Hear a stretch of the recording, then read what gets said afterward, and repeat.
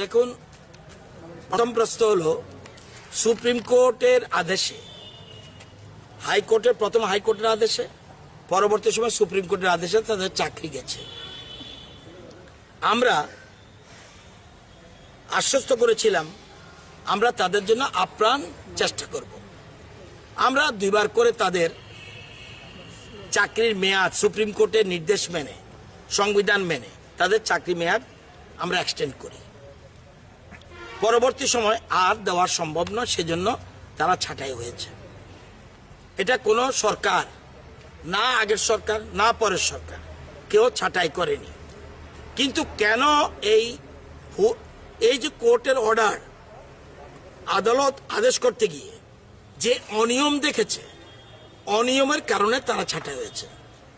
তাদের যোগ্যতার প্রশ্ন উঠেনি, উঠেছে অনিয়মের জন্য। যাই হোক, পরবর্তী সময় তারা যাতে আবার কোনো না কোনো চাকরিতে ঢুকতে পারে, সেই জন্য সুপ্রিম কোর্ট বলে দিয়েছে 2023 পর্যন্ত তাদের বিভিন্ন দপ্তরে, শুধুমাত্র টেট নয়, বিভিন্ন দপ্তরে চাকরির জন্য ইন্টারভিউ দিতে পারবে যদি বয়স বেশিও হয়ে যায়। রিল্যাক্সেশন, এজ রিল্যাক্সেশন তার দেওয়া হয়েছে। আমরা তাদের জন্য, আপনারা জানেন, 8,000 পোস্ট, এর মধ্যে 4,000 থেকে সামান্য কিছু কম আমরা টেট পরীক্ষা যাতে বসতে পারে এবং টেটের যারা বর্তমানে আছে কোয়ালিফাইড, সবাই তারা চাকরিতে ঢুকতে পারে। আরও প্রায় 2,500-এর মতো পোস্ট থাকবে, যেটার জন্য টেট পরীক্ষা হবে। সেকেন্ডলি, আমরা কিছুদিন আগে ক্যাবিনেট 1,500 গ্রুপ সি এমপ্লয়ি এবং 2,500 গ্রুপ ডি এমপ্লয়ি সেখানের জন্য আমরা নিয়োগের জন্য ব্যবস্থা করেছি। আরও একটা সংগঠন এসে বলছে আর একটু বাড়িয়ে দিলে ভালো হয়। গতকাল স্পেশাল ক্যাবিনেট করে রাজ্যের মুখ্যমন্ত্রী আরও 945টা আসন সিট গ্রুপ সির ক্ষেত্রে বাড়ি দিয়েছে। আজকে অলরেডি বিজ্ঞাপন জারি হয়ে যাবে।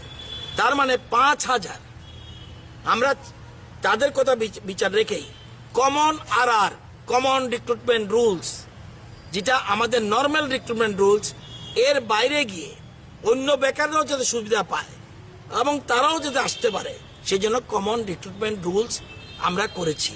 এটার একমাত্র উদ্দেশ্য 10,323-এর বেশিরভাগ ছেলে মেয়ে যেন এটা সুযোগ পায়। এবং আরও 1,000 বাড়িয়ে দিলাম, এর মানে 5,000 হলো।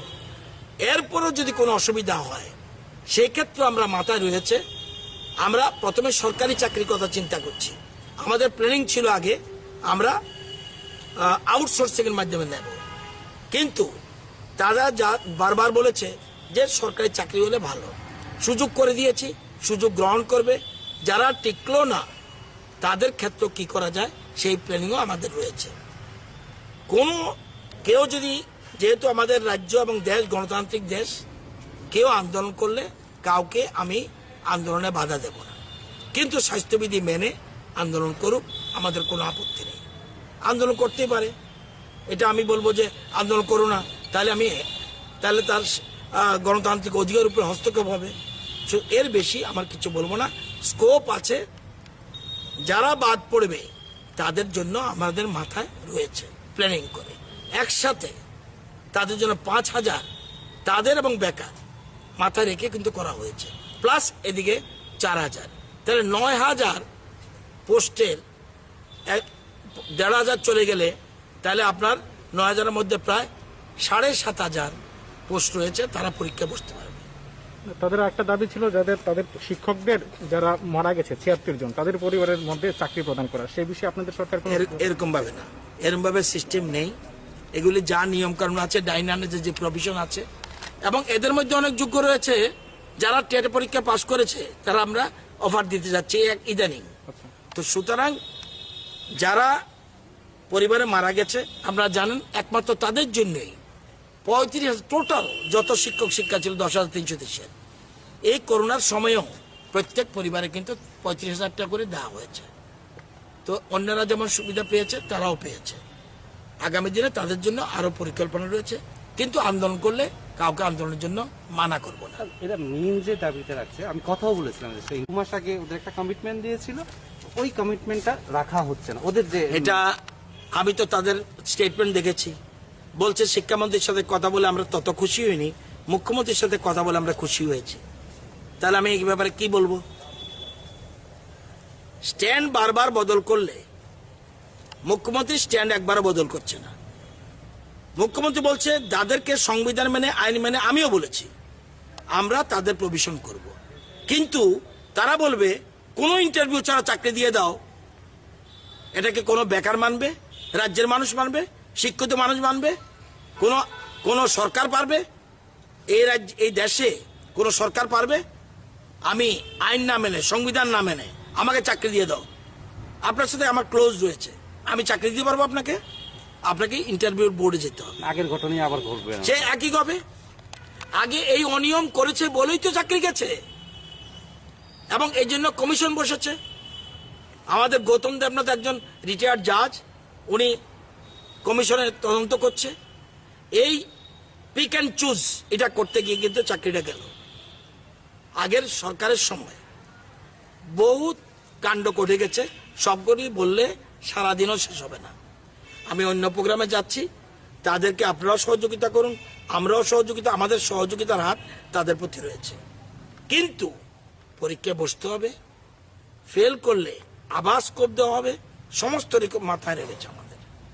এরপরে কেউ আন্দোলন করলে কেউ না করে যাবে না। আপনারা জানেন ত্রিপুরা হাইকোর্ট, গুয়াহাটি হাইকোর্ট একটা রায় দিয়েছিল। এই রায় প্রথম সময়ে বামফ্রন্ট সরকার সময় মিউনিসিপ্যালিটি স্টাফগুলিরে আমার মনে হয় প্রায় 3 বছর আন্দোলন করেছে, তাদেরকে কেউ চাকরি দিয়েছে? ওরাও তো মানুষ। কি অপরাধ? হাইকোর্ট রায় দিয়েছে, আমরা তাদেরকে নিতে পারবো না। Same thing is this. আমাকে সংবিধান মেনে আইন মেনে করতে হবে যা কিছু, এর বাইরে আমি কিছু করতে পারবো না।